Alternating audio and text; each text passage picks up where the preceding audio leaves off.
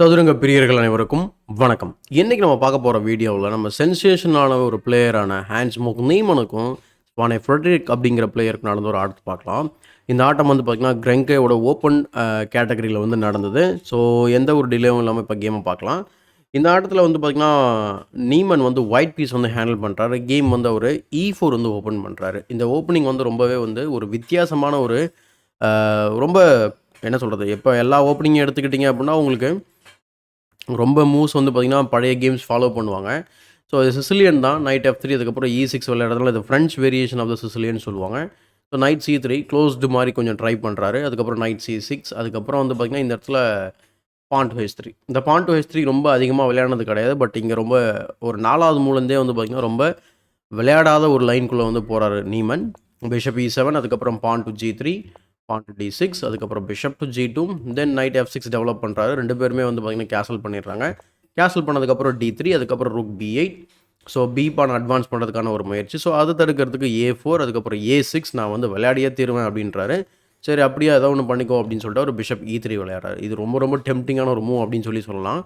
என்ன காரணம் அப்படின்னா பிளாக் வந்து சென்டர் ஆஃப் த போர்டில் வந்து அட்வான்ஸ் பண்ணும்போது இந்த ஃபோர்க்கிங் ஸ்கொயர்ஸில் வந்து பார்த்திங்கன்னா இங்கே வந்து பார்த்திங்கன்னா வச்சுருக்கிறாங்க. இது எப்படி இந்த மாதிரி வைக்க முடியும் அப்படிங்கிறது ரொம்ப இன்ட்ரெஸ்டிங்கான ஒரு விஷயமா இருக்கும். ஏன்னா இந்த நிலையில் நீங்கள் வந்து பானை டேரெக்டாக புஷ் பண்ணுறீங்க அப்படின்னா நம்ம E-Takes D5 விளையாட முடியும்.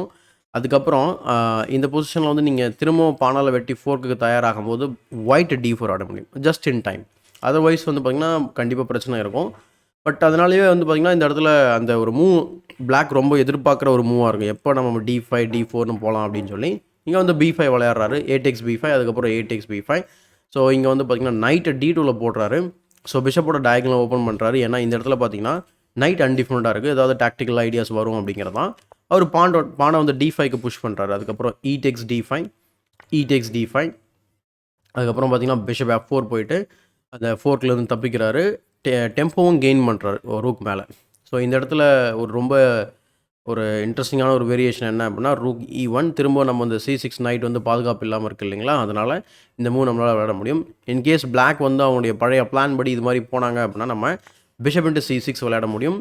அதுக்கப்புறம் இங்கே ஒரு பான் நம்ம வந்து இலவசமாக இருக்குது. ஏன்னா ஃபோர்க்லேருந்து தப்பிக்கல இன்னும் ஒயிட்டு. அதனால் பிஷப் இன்ட்டு H3 விளையாடிட்டு பிஷப் F4 விளையாடி தப்பிக்கும் போது அதுக்கப்புறமா விளையாடும் போது இந்த மாதிரி ஒரு வேரியேஷன் கிடைக்கும். இதில் வந்து பார்த்திங்கன்னா பிளாக்குக்கு வந்து பார்த்திங்கன்னா எந்த பெரிய பிரச்சனை எதுவும் கிடையாது. பட் ஒயிட் வந்து கொஞ்சம் பெட்டராக இருக்கிறாரு அப்படின்னு தான் சொல்லணும். பட் கேமில் வந்து டேரெக்டாக ஒரு பிஷப் F4 போயிடுறாரு. அதுக்கப்புறம் ரூக் B6. ஸோ ரூக் B6க்கு அப்புறம் ரூக்கை வந்து பார்த்திங்கன்னா A8ல் வைக்கிறாரு. H6 ஒரு எஸ்கேப் ஸ்கொயர் வந்து க்ரியேட் பண்ணுறாரு. அதுக்கப்புறம் நைட் B3. ஸோ இந்த இடத்துல ஒரே ஒரு விஷயம் நீங்கள் கிளியராக நோட் பண்ணிங்க அப்படின்னா இந்த பான்ஸ்லாம் வந்து பார்த்திங்கன்னா 3 பானும் 5th ரேங்கில் ரொம்ப ஓவர் எக்ஸ்டெண்ட் ஆகிருக்கு. இது இட்ஸ் வந்து பார்த்திங்கன்னா என்ன சொல்கிறதுனா ஒரு இட்ஸ் கைண்ட் ஆஃப் வீக்னஸ் அப்படின்னு சொல்லலாம். இந்த வீக்னஸை வந்து பார்த்திங்கன்னா எப்படி டார்கெட் பண்ணலாம் அப்படிங்கிறது தான் வந்து இங்கே நீமனோட முயற்சியாக இருக்கும். ஸோ ரூக் A6 போயிட்டு அந்த ரூக்கை ட்ராப் பண்ணி எக்ஸ்சேஞ்ச் பண்ண சொல்கிறாரு. சரின்னு சொல்லி அவரும் எக்ஸ்சேஞ்ச் பண்ணிடுறாரு. பண்ணதுக்கப்புறம் ரூக் E1 அதுக்கப்புறம் rook E8 bishop E5 bishop E5க்கு அப்புறம் எக்ஸ்சேஞ்ச் பண்ணலாமா அப்படிங்கிற ஒரு கேள்வி தான் இங்கே. சரின்னு சொல்லி அவர் வந்து பார்த்திங்கன்னா எக்ஸ்சேஞ்ச் பண்ணுறாரு. அதுக்கப்புறம் rook tax E5 porn to C4. ஏன்னா இப்போது நான் ஏற்கனவே மென்ஷன் பண்ணது தான் இந்த ஸ்ட்ரக்சர் வந்து வீக்கான ஒரு ஸ்ட்ரக்சர். அதனால் வந்து பான்ஸ் வந்து பார்த்திங்கன்னா ஃபார்வர்டில் அட்வான்ஸ் பண்ணுறது ரொம்ப ரொம்ப பிளாக்கு பெனிஃபிட்டு. ஸோ அதுதான் இங்கே முயற்சி பண்ணுறாரு. இங்கே வந்து ரியாக்ட் பண்ணாமல் அவர் என்ன பண்ணுறாரு, நைட்டை வந்து சென்டர் ஆஃப் த போர்டு கொண்டு வராரு. அதுக்கப்புறம் பிஷப் C5 போட்டு அன்டிஃபரெண்டாக இருக்கக்கூடிய நைட் அட்டாக் பண்ணவும் அவர் நைட்டை திரும்ப வந்து பார்த்திங்கன்னா C6ல் போட்டுடுறாரு. போட்டு குயினை கவுண்டர் அட்டாக் பண்ணுறாரு. ஏன்னா இங்கே இடத்துல வந்து பார்த்திங்கன்னா உங்களுக்கு ரூக்கும் அட்டாக்ல இருக்குது. இப்போ ரூக்கும் வந்து பார்த்திங்கன்னா ட்ரேட் பண்ணிக்கலாம் by force. Queen to D6 விளையாடுறாரு. இது வந்து ரொம்ப ஒரு துல்லியமான நகர்வாக இல்லை இந்த இடத்துல. அவர் வந்து ஒரு சான்ஸ் இருக்குது இந்த இடத்துல ஒரு சின்ன ஒரு டாக்டிஸ் பண்ணக்கூடிய ஒரு chance. Bishop takes F2 check வந்து ட்ரை பண்ணியிருக்கலாம். ஏன்னா கிங் டேக்ஸ் F2க்கு அப்புறம் குயின் செக் வச்சு பான் D4 வந்ததுக்கப்புறம் அவர் குயின் டேக்ஸ் C6 விளையாட இருக்க முடியும். இந்த லைன் வந்து பார்த்திங்கன்னா ஒரு சமநிலையை வந்து கொண்டு போகிறதுக்கான ஒரு வாய்ப்பு அதிகமாக இருக்கும். பட் கேமில் வந்து பார்த்திங்கன்னா அவர் என்ன பண்ணுறாரு, குயின் D6 டேரெக்டாக விளையாடவும் இந்த இடத்துல வந்து பார்த்திங்கன்னா ஒரு சூப்பரான ஒரு டாக்டிஸ் வந்து இங்கே நீமன் வந்து கண்டுபிடிக்கிறாரு. நீங்கள் கண்டுபிடிக்கிறதா இருந்தாக்கா வீடியோ பாஸ் பண்ணி ட்ரை பண்ணி பாருங்கள். ஒயிட் டு பிளே ரொம்ப பெரிய டாக்டிஸ் கிடையாது, ஒரு ஸ்மால் டாக்டிஸ். அதில் வந்து ஒரே ஒரு பான் நீங்கள் வந்து வின் பண்ணலாம். ஸோ என்ன டாக்டிஸ் அப்படின்னா ரூக் டேக்ஸ் E8 செக். இந்த காரணத்தினால தான் அவர் பிஷப் டேக்ஸ் F2 செக் வந்து அந்த டாக்டிஸ் அவர் கண்டிப்பாக பார்த்துருந்துருக்கும் ஸ்வானே ஃப்ரெட்ரிக். பட் கேமில் வந்து பார்த்திங்கன்னா அவர் மிஸ் பண்ணதுனால இங்கே நீமன் வந்து இந்த டாக்டிஸ் வந்து ஸ்பாட் பண்ணுறாரு. நைட் டேக்ஸ் E8க்கு அப்புறம் அவர் நைட் டேக்ஸ் D5 விளையாடுறாரு. ஒரு பான் வந்து இங்கே கேப்சர் பண்ணுறாரு. கேப்சர் பண்ண உடனே இந்த இடத்துல இருக்கக்கூடிய பிரச்சனை என்ன அப்படின்னா, இந்த இலவசமா இருக்கக்கூடிய நைட் நம்மளால வெட்ட முடியாது. Knight to E7 wins the game on the spot. So இந்த மாதிரி ஒரு இம்பேலன்ஸ் வந்து நமக்கு உருவாகும். ஸோ நம்மகிட்ட வந்து பார்த்தீங்கன்னா, குயினுக்கு பதிலா அவங்ககிட்ட 2 மைனர் பீசஸ் இருக்கு. ஸோ இது வந்து டெஃபினட்டா ஒரு என்ன சொல்றது, ஒரு சமநிலைக்கு தேவைப்படுற ஒரு இம்பேலன்ஸா இங்க பார்க்கப்படல. So knight D6, D into C4 and then game continues. But white is going to win the game. But என்ன ஆச்சு அப்படின்னா, உங்களுக்கு கிங்க வந்து F8 மூவ் பண்ணிடுறாரு. பட் என்ன இதில வந்து ஒரு பான் மட்டும் வின் பண்ணிடுறாரு. இந்த இடத்துல நம்ம வந்து அந்த டைமை வந்து சொல்றது கொஞ்சம் சரியா இருக்கும்னு நினைக்கிறேன். இங்க நீமனுக்கு வந்து 20 நிமிஷமும், அப்போனன்ட் ஸ்வானே ஃப்ரெட்ரிக் வந்து பார்த்தீங்கன்னா 14 நிமிஷம் இருக்கு. கேம் எப்படி போகுது அப்படிங்கிறத பார்க்கலாம். நைட் C3 வந்து ட்ரா பண்ணுறாரு. ஜஸ்ட்டு அந்த த்ரெட்லேருந்து வெளியில் வராரு. ஏன்னா செக்கு கிடையாது இனிமே. C டேக்ஸ் D3 அதுக்கப்புறம் queen tax D3. So queen tax D3 உடனே அவர் குயின் F6 விளையாடுறாரு. இங்கே கூட வந்து பார்த்தீங்கன்னா அவருக்கு இன்னும் ஒரு வாய்ப்பு. அவர் நழுவுறாரு. ஏன்னா இந்த இடத்துல நீங்கள் வெட்டும்போது என்ன ஆகும் அப்படின்னா, பான் வந்து உடையுது. கண்டிப்பாக இந்த மாதிரியான மூவ்ஸ் நீங்கள் கண்ணை மூட்டு விளையாடலாம் என்னை பொறுத்த வரைக்கும். பட் அந்த டைம் ப்ரெஷர்னால என்னமோ அவர் வந்து மிஸ் பண்ணுறாரு. Pawn B4, knight E4 and then bishop E7, pawn D4 அதுக்கப்புறம் நைட் C7. இப்படி கொஞ்சம் கொஞ்சமாக இம்ப்ரூவ் பண்ணி இந்த ஸ்ப்ளிட் பானை டார்கெட் பண்ணுறதுக்கு முயற்சி பண்ணலாம் பிளாக்கு. பட் ஒயிட் கண்டிப்பாக பெட்டராக தான் இருக்கிறார். ஏன்னா அவர்கிட்ட ஒரு பான் எக்ஸ்ட்ரா இருக்குது அப்படிங்கிற காரணத்தினால. ஸோ குயின் F6 போகிறாரு. குயின் F6 போன உடனே குயினை வந்து D2ல போட்டு இங்கே வந்து பார்த்தீங்கன்னா ஜஸ்ட்டு அந்த டிஸ்கவரிலேருந்து வெளில வராரு. நைட் டு D6 அதுக்கப்புறம் பான் டு B4. ஸோ இந்த பொசிஷனில் கூட இங்கே நீமனுக்கு இன்னொரு டாக்டிக்கல் ஐடியா இருக்குது. அதுதான் வந்து நைட்டை சென்ட்ரலைஸ் பண்ணக்கூடிய move night to D5. Suppose நீங்கள் வந்து குயின் டெக்ஸ் B2 விளையாடினீங்க அப்படின்னா நம்ம என்ன பண்ணலாம்னா நைட் B6 விளையாட முடியும். இந்த இடத்துல ஐடியா என்ன அப்படின்னா, உங்களால் இந்த பீஸை வெட்ட முடியாது. ஏன்னா நமக்கு செக்குக்கு அப்புறம் ரொம்ப ஸ்ட்ராங்கான position. So king G8, knight E7 check, கிங்குக்கு எஸ்கேப் ஸ்கோரே கிடையாது. And even you are in already இந்த செக் மேட்டிங் பேட்டர்ன். எக்ஸாம்பிளுக்கு பிஷப் E4 செக்கு, G6 அதுக்கப்புறம் ஈவன் நம்ம பிஷப் டெக்ஸ் G6 கூட விளையாட முடியும். ஏன்னா நீங்கள் வெட்டினீங்க அப்படின்னா 2 மூவில் செக்மேட் பண்ணிடலாம். ஸோ இந்த அளவுக்கு ஒரு சூப்பரான ஒரு டாக்டிக்கல் லைன் வந்து இந்த இடத்துல இருக்குது. அதே மாதிரி இந்த பொசிஷனில் வந்து பிஷப் டெக்ஸ் B6 அவசியமாக விளையாட தேவையில்லை. விளையாடினா இந்த மாதிரி செக்மேட் ஆகும். அதுக்கு பதில் அவங்க வந்து குயின் A1 செக் கொடுத்துட்டு அவங்க வந்து பார்த்திங்கன்னா இந்த மாதிரி பிஷப்புக்கு பாதுகாப்பு கொடுக்கலாம். ஏன் பிஷப்புக்கு பாதுகாப்பு கொடுக்கணும் அப்படின்னு சொன்னாக்கா, example night to D7 check இருக்குது. ஸோ இந்த காரணத்தால் அவங்க பாதுகாப்பு கொடுக்குறது நல்லது. கிங் மூவ் ஆனதுக்கப்புறம் நைட் டெக் C5 விளையாட முடியும். இது ஒரு லைன். நைட் டெக் C5ம் வந்து பார்த்திங்கன்னா வின்னிங் பொசிஷன் தான். சப்போஸ் கிங் வந்து G8 போகிறாங்க அப்படின்னா அது கொஞ்சம் வந்து பார்த்திங்கன்னா கொஞ்சம் பெட்டரான வேரியேஷன் பிளாக்கு. ஆனால் வந்து ஒயிட் இஸ் கம்ப்ளீட்லி வின்னிங். ஏன்னா அவ்வளோ பீசஸ் எல்லாமே வந்து பார்த்திங்கன்னா எஸ்பெஷலி அவனோட நைட் ரொம்ப டாமினேட்டிங்காக இருக்குது. கிங் சைடில் இருக்கக்கூடிய பிரச்சனையே கிடையாது. ஏன்னா அந்த பிஷப் அவ்வளோ ஸ்ட்ராங்கான ஒரு பிஷப்பு, பாதுகாப்பும் இருக்குது. அஸ் வெல் அஸ் வந்து பார்த்திங்கன்னா உங்களுக்கு அட்டாக் பண்ணுறதுக்காகவும் இருக்குது. ஸோ கேமில் நைட் டு D5 விளையாடல. அதுக்கு பதில் பான் டு B4 உடைய பிஷப் அட்டாக் பண்ணுறாரு. பிஷப் அட்டாக் மூவ் பண்ணுறதுக்கு பதில் ஒரு கவுண்டர் அட்டாக் மாதிரி நைட் C4 விளையாடனோடனே ஒரு குயின் E1 போயிடுறாரு. ஏன்னா பிஷப் வந்து பார்த்திங்கன்னா வேறு எங்கேயாவது ஸ்கொயர்ஸ் போகும்போது பார்த்திங்கன்னா உங்களுக்கு பேக் ரேங்க் அல்லது E7 ஸ்கொயரில் பிரச்சனை வரதுக்கு வாய்ப்பு இருக்குது. அதுக்கப்புறம் நைட் டு D5 ரொம்ப ஸ்ட்ராங்காக இருக்கும். ஸோ இந்த இடத்துல வந்து பார்த்திங்கன்னா குயினை மூவ் பண்ண உடனே இங்கே சின்னதாக ஒரு டாக்டிக்ஸ் வந்து ட்ரை பண்ணுறாரு. பிஷப் டெக்ஸ் F2 செக்கு, குயின் டெக்ஸ் F2 அதுக்கப்புறம் குயின் டெக்ஸ் C3 விளையாடுறாரு. ஸோ குயின் C5 செக் கொடுக்குறாரு நீமன். அதுக்கப்புறம் கிங் G8 அதுக்கப்புறம் நைட் E7 செக். நம்ம பார்த்தா அதே மாதிரியான ஒரு வேரியேஷன் இருக்கும். ஸோ கிங் H2 போயிடுறாரு. ஜஸ்ட் வந்து பார்த்திங்கன்னா ப்ரொஃப்ளாக்டிக்காக கிங்கை மூவ் பண்ணிக்கிறாரு. குயின் F6 வந்துடுறாரு திரும்ப.